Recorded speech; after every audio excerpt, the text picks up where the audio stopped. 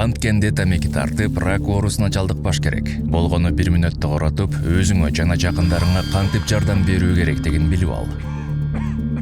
Сиз тамекини тарткан учурда эмне болот? Андагы тамеки жана анын курамы 900 градуска чейин ысып күйөт да биз анын түтүнүн жутабыз. Мышьяк, сымак жана башка уулуу заттардан турган көп сандагы токсиндер менен. Дал ушул күйүүнүн негизинде 6000ден ашык химиялык заттан турган түтүн чыгат. Анын 69-у рак оорусун чакырат. Бул токсиндер кан аркылуу бардык организмге тарайт. Өпкөнүн, кекиректин, табарсыктын рагын, эмфизема, тукумсуздук жана инсульт сыяктуу айкыз ооруларды чакырат.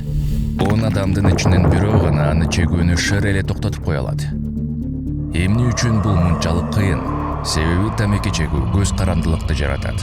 Дагы ирет, кезектеги тамекини тартканда денеде рахат алуу үчүн жооптуу гормондор бөлүнүп чыгат. Ошондуктан бул адатты жеңүү абдан кыйын.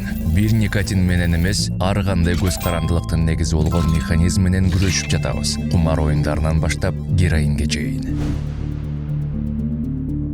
Акыркы изилдөөлөр ачык эле түшүндүрүп турат. Организмге тийгизген башкы сокку тамекинин күйүшү менен түтүндөн пайда болгон канцерогендер келип чыгат. Тамеки тартуудагы негизги коркунуч никотин эмес, мына ушуларда. Ошондуктан дүйнө окумуштуулар никотинге көз каранды болгондор үчүн зыянды азайтууну кантип өздөштүрүү керек деп баш катырышат. Эгерде алар бул адатын биротоло таштагысы келбесе. Мисалы, тамеки күйбөсө, бирок вейп же электрондук тамекиде ысып жатса, организм үчүн тобокелдиктер азаят. Ал ысытылганда кадимки тамеки күйгүзгөндөгүгө караганда 95% азыраак зыяндуу химиялык заттар бөлүнүп чыгат. Ошондуктан тамеки тарткан адам биринчи кезекте күйүү процесстерин жокко чыгаруусу керек. Анткени менен тамекини таштоо мүмкүн болгон варианттардын эң мыктысы.